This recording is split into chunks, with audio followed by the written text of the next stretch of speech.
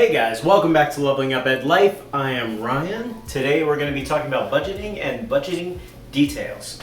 First, I want to go over some clarifications about what I mean when I say budget.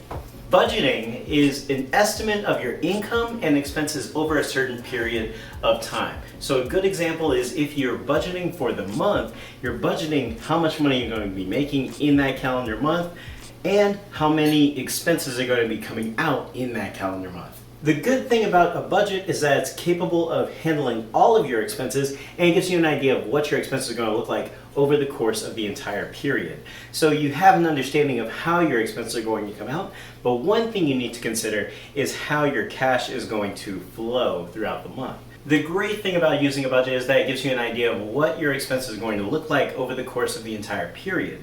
But inside the period, you want to make sure that you have enough cash in order to cover all of those expenses whenever they actually hit.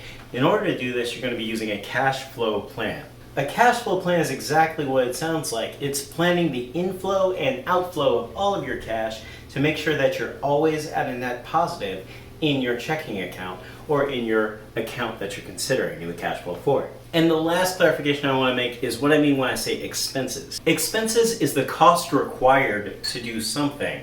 In some cases, it's going to just be purchasing your avocado toast. In other cases, it's going to be saving for that car that you're planning on purchasing in the future. But either way, it's money that's going to be allocated in a certain period for a purpose. So getting into some of the nitty-gritty of how we do our budgets, essentially, we put together a budget and a cash flow plan. To do the budget, we do EveryDollar. It's a really fantastic app, awesome, user-friendly, and it just allows us to connect both of the accounts to both of our cell phones. We can also use it on the computer if we need a bigger screen, and it's able to allow us to track all of our expenses in the category that we assign them to at the beginning of the month. The next thing we do with that budget is we plan out each paycheck that will be happening in that period and make sure that there's always funds available in order to cover those expenses. We put together a cash flow plan. With our cash flow plan, we always do just an Excel file or a Google Sheets file that has all of our income over that certain period. For us, we use 2 weeks because that's how often we get paid from our jobs. We use that money and then we allocate it to all the expenses. One example is at the end of January, we had a check hit at the 31st, but we needed the money in order to cover our rent, so we allocated the January 31st paychecks to February's budget to make sure that those hit in the right order so that we can still live here because eviction is a thing. So now that you know kind of how we get everything started and how we get the plan together, let's get into some of the overly detailed categories that we use in order to budget all of our funds. The first and major category is going to be your income. If you don't know your income, you're not going to be able to budget for it. Essentially, your income is all the different sources that you have. So if you have a job, if you have investments, if you have random friends that like to pay you every single month, if you get gifts, anything that counts for income. Under the category of income, we have 3 different sections or line items that we like to allocate the funds towards. So we have our job income, the checks that we receive once every 2 weeks. We have our unexpected income. This is going to be presents, gifts, any found money throughout the month.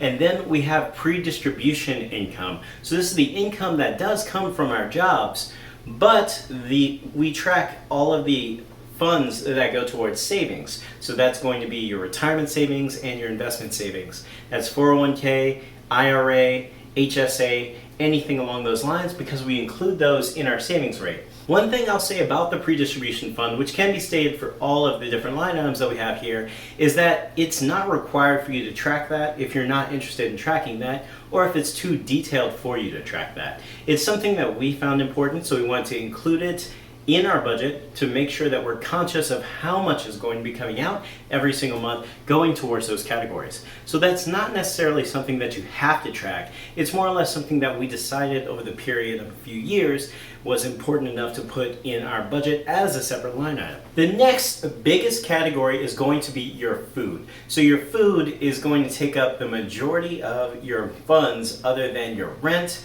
and other major obligations that you have.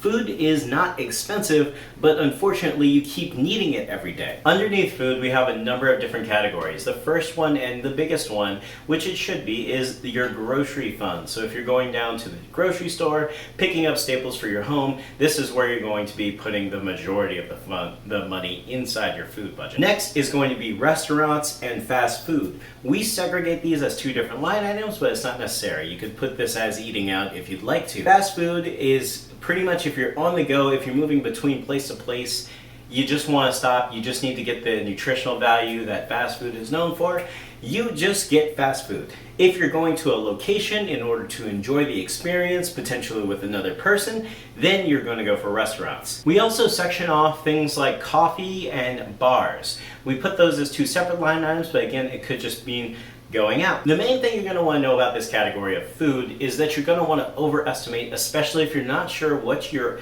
normal cost is going to be for food. If your normal cost is, say, $300, well, expect it to be $400 and just give yourself that extra buffer so that you don't have to reallocate your budget every time your stomach growls. Growl. The next major category you're going to want to consider is your housing. Your rent or your mortgage is going to be high priority because if you don't have a location to live, you can't cook your food. Rent and mortgages are expensive, especially in proportion to your income. So this is going to be another section that you're going to prioritize heavily, just like food, only dealing with your personal residence here because we put all the investments and any other types of vacations or luxuries later down the list in priority. So your housing is going to be your rent or your mortgage and any utilities associated with keeping you capable of eating that food that you just bought at the grocery store in your house. So that can be a list of your electricity, your gas, if you have heating or cooling expenses. HOA fees would also fall in this category because those are a requirement if you live in a certain area. It's basically your rent. The next major category you're going to want to consider is your giving. And this is high on the priority list because it's important in order to flex those giving muscles. We essentially allocate a set amount of funds each month towards just giving funds away. So if your friend has a bake sale, if the kid next door is selling Girl Scout cookies, and of course you have to donate to the Girl Scout cookies. Wait, can we eat Girl Scout cookies? What? If there's Girl Scout cookies that you need to purchase or you need to give money towards the chocolate bars that are going to be eaten, I have a weakness. Anything associated with those types of events going on, charities, churches, your friends having a really bad day, those types of things are going to be taken up by your donation fund. Also in this category is going to be things like presents, birthdays, and of course Christmas. One major thing that I'm going to recommend is that you start a Christmas fund. It is embarrassing to not have the money set aside for Christmas when you get to Christmas. So essentially you want to make sure you have the money available in November when you're ready to buy Christmas presents for all of your friends and family. Not all of them. You have to have standards. Some people get cut, but you have to have a Christmas fund. That is one thing that's basically just a recommendation. The next category, and arguably the most important category, is going to be your investments. So in our case, this is going to be your 401k and your IRA, but you may have investment properties or different types of funds that you're allocating towards business expenses that you'd like to put together in order to put in this category. Truth be told, it's an absolutely new category for us. We're just kind of learning and evolving when it comes to this category. So I'm sure in the future we'll have more expectations as far as what we put down here, but right now we're keeping it super simple. It's just our 401ks and our IRAs, and we're still working out the kinks of this whole system when incorporating investments into every dollar. And just like I said, in priority, underneath your investments is going to be your strictly savings fund. So this is your savings goals. So when I say the word fund, I mean any expense that's going to take longer than 1 month for you to save up for it or get all the money together for it. So setting up a sinking fund or a fund for those types of categories is going to make it straightforward. You just put a time associated with it and a dollar amount you need at that time, and you figure out exactly how much you need per period in order to put money towards those funds. So some major categories are going to be your house or a house down payment. If you have a car fund, big trips, huge travel, luxury vacations, and if you have household improvements, if you own a home that you want to make in the near future. This is all going to be under your savings. And this is not segregated just to those funds. It's really up to the imagination and how you would like to use your money in the near future. Next down the list is going to be your debts or your liability. With your debts, there's going to be a couple key factors that you're just going to want to know right off the top of your head. Number one is what their names are, who you have to pay. Number two is going to be how much you actually owe each individual person. Number three is how much your monthly payment is towards those people. And number four is going to be the interest rate. With all of this information, you can put together a debt payoff plan that works for you. We have none. And the first category under fun stuff is going to be lifestyle. And of course, lifestyle means anything that is used specifically to increase your standard of living or your enjoyment of life. So let's go to entertainment. Entertainment is obviously going to be anything that's just fun and enjoyable that you can do on the weekends in order to decompress from work. And if you have anything that you just enjoy doing that's not necessarily a hobby, but more or less, I want to just try and experience something. The next down the list is going to be your below money or your fun money. You can think of it as an allowance, but allowance kind of sucks. So the name we give it is below money. This is individual to each person inside your household. Essentially, this is money that if you set it on fire, I can't get mad at because it's what you felt like doing with your funds. It keeps both partners in the relationship pretty independent whenever it comes to minor purchases, and you can allocate more funds as you can increase your lifestyle, not to the detriment of your other goals. Other things that are going to fall into this category are household items, your home office supplies, anything that's related to making your home more enjoyable and livable while you're in it. So when it comes to your pet, you're going to want to make sure that they're getting fed and treated with love and respect, and that they don't want to run away from you all the time. So beyond feeding them and making sure they have the right living environment, anything that you purchase for your pet is going to be a luxury. So if you're buying new toys and they have toys, then you don't have to purchase it. That's why it falls in this category. The other utilities that are not necessary for you to make a good meal in your house and sleep well at night are going to fall under this category. So that's going to be your cable, your internet, your cell phone, any subscription services that you're subscribed to, or any memberships that you're a part of. That's all going to fall under lifestyle. Another thing that is a little bit of a caveat is clothes. So clothes, there's a basic necessity. Please wear clothes. It's going to be a fund. You don't have to buy clothes every single month, but you do have to buy clothes at different periods, and typically it's going to cost you more money than you're probably willing to spend at one single time or budget in one single month. But understand, there's going to be a minimum amount of clothes that you need to purchase. Please buy new clothes.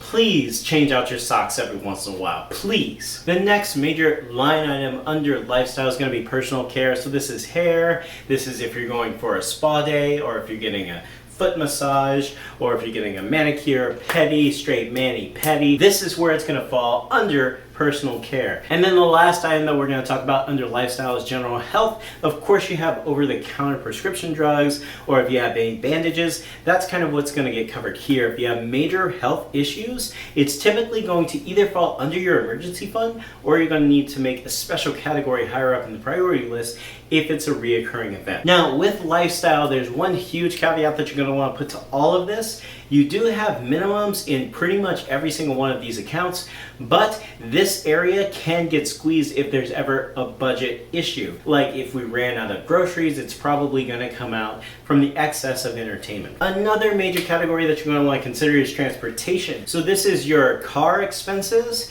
and your gas to get around town. If you have tolls or parking, that's also going to fall in this section. Anything associated with getting from point A to point B on a regular basis is going to fall under here. Another major category is insurance and taxes. So some insurances that you're going to want to consider is life insurance, car insurance. If you have things like AAA, that's going to fall under here. If you have rental insurance or homeowners insurance or flood insurance, it's all going to fit under this category. So why are you saving for taxes? Typically, your taxes are going to be taken out over the course of the entire year, or if you're a business person, once every single quarter you're going to be sending estimates. So diving further into the weeds here, we're going to have some of the optional categories. So for travel, we have a whole category dedicated towards travel. When we're going on long trips or trips far away, we have expenses. As we discussed earlier in our savings area, large trips are going to be saved up as a whole line item, not necessarily as individual categories. So when we have that whole line item, we take funds away from that line item and place them towards some subcategories. So in the travel section, we use it when we need it. So it's going to have things like airfare, tolls, if you have your car rental, fast food, restaurants, airport food, because that is different than fast food. It's worse and more expensive.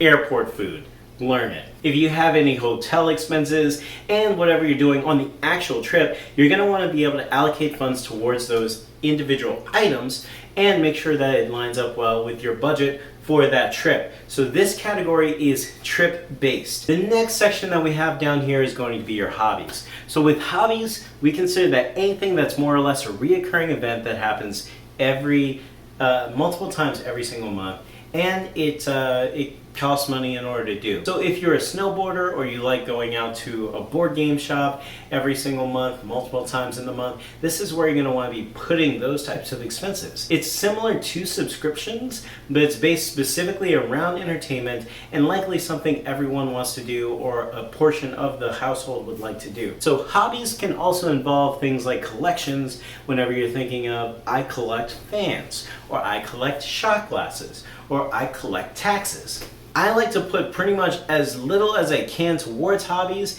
and as much as I can towards the lifestyle category, because if it's a once in a while thing, it will only happen that one time and we don't have to reaccount for it. But if it happens every single month, right on the dot, just about the right time, you're probably gonna want to put it under hobbies. So if you have crafts or projects that you work on a regular basis, it's probably gonna fall under hobbies. But with crafts and projects also comes things like the business category. If you're putting together a business, we highly recommend that you save up a certain lump sum of money and then throw it towards your business. And in your business, you're going to want to put together a budget for your business. So what are the expenses of your business and how is it going to get income? Remember that business has to generate funds. So once you give it that initial start, it really should generate all the funds it needs from then on. So that ends out all of the categories, and thank goodness we're done. That's a lot. But there's a couple more suggestions that I want to give you whenever you're starting your actual first budget. The first suggestion I just want to toss out there is prioritize your categories in order of importance. So you can see we started with income, then we moved on down the list, we got to food, we hit housing, then we hit investments and savings and donations, and after all that were things that could get chopped from the list if we just wanted to be able to live at our lowest possible burn rate. If you're looking for that prioritized list, go ahead and check down the show notes or the description and you'll see my prioritized list as far as our expenses go. When you're putting together your overall categories, you want to make sure to put them in priority. That way you can start from the bottom whenever you're looking for money, and you can start at the bottom when you want to add more fun things because you made extra money. The second thing you're going to want to consider is making funds that make sense. If you can just do them in 1 month, do them in 1 month. That's called cash flowing. If you can just cash flow whatever you'd like to do, then just do it the one time, put it under the appropriate category, and move on with your life. Every time you make a fund, it takes time and attention at each time that you're going over the budget. So make sure to use as little funds as makes sense for you, and move past them whenever they're gone. That means get rid of the fund completely if you don't need it anymore. Third, block out a lot of time for your very first budget. There's going to be a number of things that you will not know and you cannot figure out easily. So the first is going to be figuring out all of your regular bills. But then you have to figure out your income, and you need to know exactly when all of your subscriptions happen in order to put together your budget. Not to mention you need to eat, and that's not regular at all. When you need food, you go to the grocery store.